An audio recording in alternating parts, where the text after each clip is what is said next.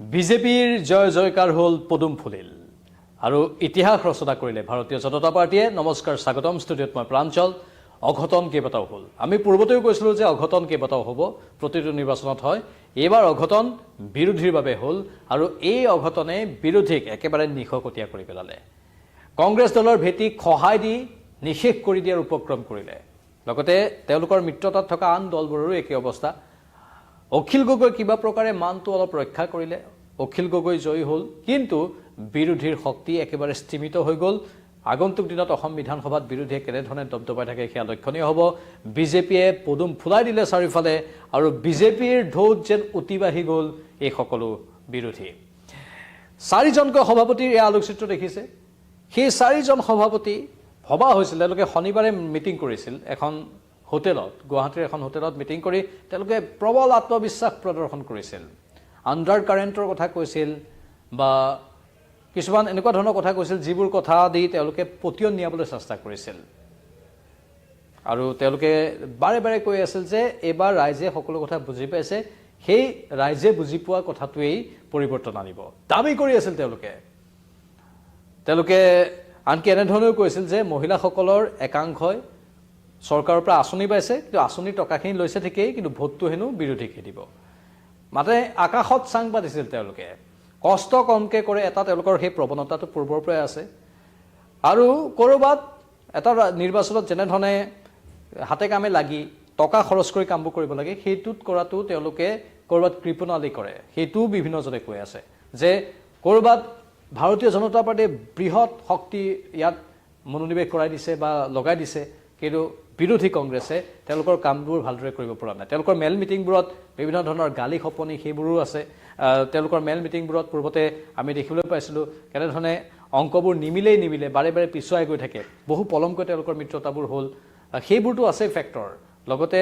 গ্ৰাউণ্ডত তেওঁলোকৰ নেতাৰ কষ্ট কৰিব পৰা গুণটো বহুত কম। কোৱা হৈছে যে তৃণমূল পৰ্যায়ৰ একাংশ কংগ্ৰেছ কৰ্মী বা বিৰোধী কৰ্মীয়ে খুব নিষ্ঠাৰে কাম কৰিলে, কিন্তু এই ওপৰৰ যিসকল নেতা তেওঁলোকৰ ওপৰতে পাম বুলি ভাবি থকাৰ যিটো মনোভাৱ যে হৈ যাব ওপৰতেই, মানুহে বৰ্তমান চৰকাৰখনৰ প্ৰতি অসন্তুষ্ট হৈ আমাকে ভোট দিব, সেইটো আকাশত চাং পতা স্বভাৱটো, কষ্ট কৰিব নোৱাৰা স্বভাৱটোৰ ফলতেই পতন হ'ল। চাৰিজনকৈ সভাপতিক দেখুৱাইছোঁ আমি। এই চাৰিজনকৈ সভাপতিৰ মুখমণ্ডল চাই লওক। স্বাভাৱিকতে তেওঁলোকে ডাঙৰ ডাঙৰ কথা কৈছিল। মই ইউ পি পি এলৰ কথা বাৰু নকওঁ, এটা সময়ত বিজেপিৰ সৈতে আছিলোঁ, এইবাৰ তেওঁলোকেও বহুখিনি ডাঙৰ কথাই কৈছিল যে এইবাৰ আমি অন্য ধৰণৰ এক পৰিৱেশ সৃষ্টি কৰিম। প্ৰমোদ বড়োৰ কথাই কওক, কংগ্ৰেছৰ সভাপতিগৰাকীৰ কথাই কওক, অসম জাতীয় পৰিষদৰ সভাপতিগৰাকীৰ কথাই কওক বা APHLCৰ সভাপতিগৰাকীৰ কথাই কওক, জন ইংতি কাথাৰ কথাই কওক। এই জন ইংতি কাথাৰ, প্ৰমোদ বড়ো, গৌৰৱ গগৈ অথবা লুৰিণজ্যোতি গগৈ, এই চাৰিজন সভাপতি চাৰিটা দলৰ আটাইকেইজন সভাপতিয়ে পৰাভূত হ'বলগীয়া হ'ল। হয়তো একমাত্ৰ এখন ৰাজ্যত এটা ৰাজনৈতিক দলৰ মূল নেতাসকলে যিমান কষ্ট কৰিব লাগে হয়তো তেওঁলোকে কষ্ট কৰা নাছিল, হয়তো বেলেগলৈ ঠেলি ভাবি থৈছিল যে হৈ যাব সকলো। সামাজিক মাধ্যমত দুই এটা প্ৰচাৰ চলাই, দুই এটা কথা ৰাজফালন কৰি, মিডিয়াক দুই এটা গালি দি আৰু দুই এটাৰ আগত কিছুমান কথা প্ৰকাশ কৰি গ্ৰাউণ্ডত কষ্ট নকৰাৰ ফল বুলি কোৱা হৈছে। বিভিন্নজনে এনেধৰণে ক'বলৈ বাধ্য হৈছে। গ্ৰাউণ্ডত কষ্ট নকৰিলে আৰু মানুহৰ অন্তৰস্পৰ্শ কৰিব নোৱাৰিলে, সেইটো এটা ডাঙৰ মাইনাছ পইণ্ট বুলি কোৱা হয় এজন ৰাজনৈতিক নেতাৰ বাবে। দীৰ্ঘম্যাদী পৰিকল্পনা, বহুদিনৰ পৰাই কাম কৰি থাকিব লাগিব, বহুদিনৰ পৰাই কষ্ট কৰি থাকিব লাগিব। ৰাজনীতি হৈছে কষ্টৰ ফচল। আগৰ ৰাজনীতি বেলেগ আছিল, 2019 চনৰ আগৰ ৰাজনীতি বেলেগ আছিল। সেই আগৰ ৰাজনীতিটোকে এনেকৈ খেলি আছিল, বা 2014 আগৰ ৰাজনীতিও বেলেগ আছিল। এতিয়া এগ্ৰেশ্যন লাগিব, কষ্ট কৰিব পৰা গুণ লাগিব। বাকী অন্য বিভিন্ন কথা থাকিব, স্বাভাৱিকতে সেই কথাবোৰক লৈ আমি নাযাওঁ। সেইবোৰ বিতৰ্কিতমূলক বিভিন্ন কথাও থাকে তাত, প্ৰসংগক্ৰমে সেইবোৰো আহে, সেইবোৰ কথাও বিভিন্নজনে কৈ থাকে। কিন্তু মূল কথাটো হৈছে মানুহৰ সৈতে জনসম্পৰ্ক যদি স্থাপন কৰিব নোৱাৰে আৰু ব্যৱহাৰ পাতি যদি ভাল নহয়, মানুহে যদি বিশ্বাসত ল'ব নোৱাৰে, তেনেহ'লে ভোটো নিদিয়ে। বাকী অভিযোগবোৰ বিভিন্ন সময়ত শুনা পাই থাকোঁ আমি, কোনোবাই বহুত টকা খৰচ কৰিছে, কোনোবাই কৰা নাই, সেইবোৰ বেলেগ কথা। আৰু আনকি কংগ্ৰেছৰ এনেধৰণেও শুনিবলৈ পাওঁ যে তেওঁলোকৰ একোজন নেতাৰ পকেটত বহুত টকা থাকে, কিন্তু পাৰ্টি ফাণ্ডত টকা নাথাকে। সেইটো অভিযোগ দীৰ্ঘদিনীয়া। তেওঁলোকৰ পাৰ্টিৰ টকাই নাই খৰচ কৰিবলৈ, গ্ৰাউণ্ডত একোটা বুথ চলাবলৈ, এইবাৰ নিৰ্বাচনৰ সময়ত যিবোৰ নিৰ্বাচনী কাৰ্যালয় খুলি দিয়া হৈছিল সেইবোৰ চলাবলৈ টকা নাছিল। স্বাভাৱিকতে তাত কাম কৰা মানুহখিনিয়ে চাহ খাব বিচাৰিব, তেওঁলোকৰ ভাত খোৱাৰ ব্যৱস্থা কৰিব লাগিব, তেওঁলোকক প্ৰতিদিনে এটা খৰচ লাগিব কাম কৰাৰ বাবদ। সেইটো এটা বাস্তৱ কথা যদিও কয় মানুহে এইবোৰ কথা কিন্তু এৰাই চলিব নোৱাৰে কিন্তু তাৰ বিপৰীতে বিজেপিয়ে সেইবোৰত ব্যাপক পৰিমাণৰ টকা খৰচ কৰিছিল কংগ্ৰেছী নেতাসকলৰ হাতত যে টকা নাই তেনেকুৱা নহয় আগৰ বহুখিনি উদাহৰণ আছে বহু কংগ্ৰেছী নেতাৰ হোটেল পাতি এইবোৰৰ কথাও বিভিন্ন ধৰণৰ সময়ত শুনিবলৈ পোৱা যায় বাকী যি কি নহওক সেইবোৰ বাৰু অন্য ধৰণৰ বিষয় সেইকাৰণে সেই বিষয়বোৰলৈ নাযায় আমি পোনপটীয়াকৈ জনসম্পৰ্কৰ কথাটোকে কৈছোঁ সেই গ্ৰাউণ্ডত কষ্ট কৰিব পৰা গুণটো নাই আনকি গৌৰৱ গগৈ প্ৰদেশ কংগ্ৰেছৰ সভাপতিগৰাকীৰ বিৰুদ্ধে তেনেধৰণৰ অভিযোগ শুনা যায় গৌৰৱ গগৈৰ তেওঁ হয়তো অন্তৰৰ ফালৰ পৰা তেনেকুৱা নহয় বিভিন্নজনে কয় যে তেওঁ হয়তো ভিতৰি মানুহজন অহংকাৰী নহ'ব পাৰে কিন্তু তেওঁৰ ভাৱ ভংগীত অহংকাৰ কৰবাত ফুটি উঠে ৰাজনৈতিক নেতা হ'লে সদায় ডাউন টু আৰ্থ হ'ব লাগিব মানে শিৰ নত কৰিব পাৰিব লাগিব মানুহক মনত অশান্তি পাই থাকিলেও মনত কষ্ট পাই থাকিলেও মানুহক সদায় সহজ সৰলভাৱে অতি অমায়িকভাৱে কথা পাতিব লাগিব যি মানুহে আহে তেওঁৰ লগত ভাল ব্যৱহাৰ কৰিব লাগিব অলপ অহংকাৰ দেখা দিলেই সেইটোৰ দীৰ্ঘম্যাদী ৰূপ থাকি যায় তাতে গৌৰৱ গগৈৰ বিৰুদ্ধে এনেধৰণৰ অভিযোগ সততে বিভিন্ন সময়ত শুনিবলৈ পোৱা যায় আনকি বহু মানুহক যেনেধৰণে যিমান গুৰুত্ব একাংশক দিয়ে তেওঁ ঠিকেই কিন্তু আন একাংশক যিমান গুৰুত্ব দিব লাগে নিদিয়ে যাৰ ফলত প্ৰদেশ কংগ্ৰেছৰ সভাপতিগৰাকী হাৰি গ'ল যিগৰাকী মুখ্যমন্ত্ৰীৰ প্ৰাৰ্থী আছিল দলটোৰ প্ৰাৰ্থিত্ব প্ৰত্যাশী অখিল গগৈ বা আন লুৰিণজ্যোতি গগৈ সকলোৱে কৈ আছিল যে গৌৰৱ গগৈ এবাৰ মুখ্যমন্ত্ৰী হ'ব গৌৰৱ গগৈ এবাৰ মুখ্যমন্ত্ৰী হ'ব মুখ্যমন্ত্ৰীৰ প্ৰাৰ্থীগৰাকীয়ে প্ৰদেশ কংগ্ৰেছৰ সভাপতিগৰাকীয়ে পৰাভূত হ'বলগীয়া হ'ল ইয়াতকৈ আৰু লাজ লগা কি থাকিব পাৰে তেওঁ ইয়াৰ পূৰ্বে তেওঁৰ পৰাজয়ৰ কেৰিয়াৰ নাছিলেই সাংসদ হিচাপে তেওঁ নিজৰ কেৰিয়াৰ ধুনীয়াকৈ চলাই লৈ গৈছিল কিন্তু এই পৰাজয়ে তেওঁৰ কেৰিয়াৰত কিছু নহয় কিছু দাগ লগাবই যেটো গণতন্ত্ৰৰ বাবে বেয়া আমি পূৰ্বতেই কৈ আছিলোঁ যে গণতন্ত্ৰত সুস্থ সবল অলপ শক্তিশালী বিৰোধী থকাটো প্ৰয়োজন কিন্তু এই নেতাসকলে যেনেধৰণে কৰিব লাগে তেনেধৰণে কৰিব নোৱাৰাৰ ফলতেই এই অৱস্থা হৈছে লুৰিণজ্যোতি গগৈ তেওঁ বহুত কষ্ট কৰিছিল তেওঁৰ কষ্টক বাৰু আমি অস্বীকাৰ কৰা নাই তেওঁ কষ্ট কৰিছিল কিন্তু ফল নাপালে তেওঁৰ এতিয়া ৰাজনৈতিক কেৰিয়াৰৰ কথা আহিছে বহুতে প্ৰশ্ন কৰিছিল যে এবাৰ লুৰিণজ্যোতি গগৈ যদি আকৌ পৰাভূত হয় তেওঁ ৰাজনৈতিক কেৰিয়াৰটো চলাই নিবনে সেই বিষয়টো আহিছিল কিন্তু ৰাইজৰ সেৱাৰ বাবে ওলাই আহিছে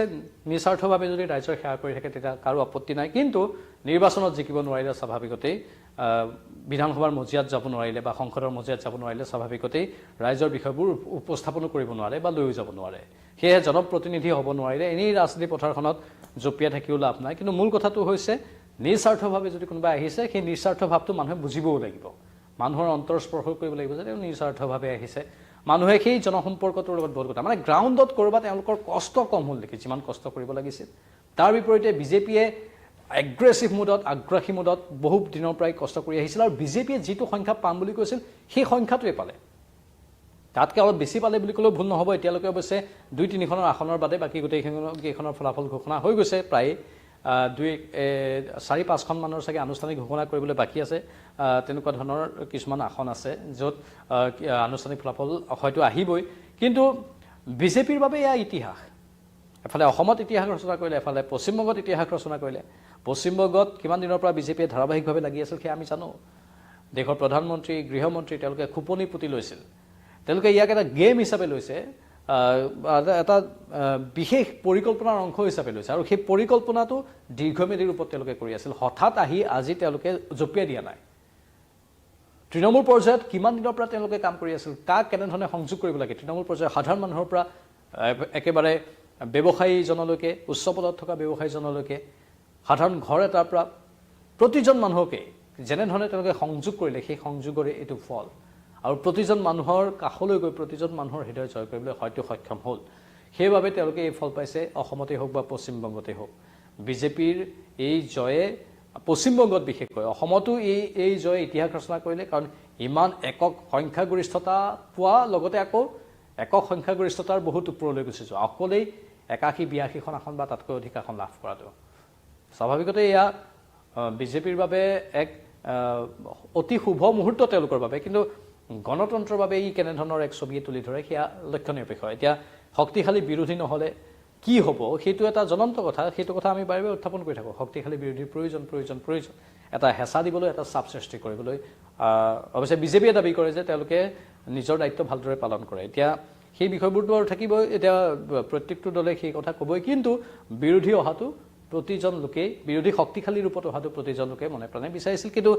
নেতাসকলে যেতিয়া ভৰিৰ ওপৰত ভৰি তুলি বহি থাকিব তেতিয়াহ'লে বিৰোধী ক'ত শক্তিশালী ৰূপত আহিব ইয়াত নেতাসকলৰ দুৰ্বলতা আছে সেই দুৰ্বলতা নুই কৰিব নোৱাৰি 4জনকৈ সভাপতি এফালে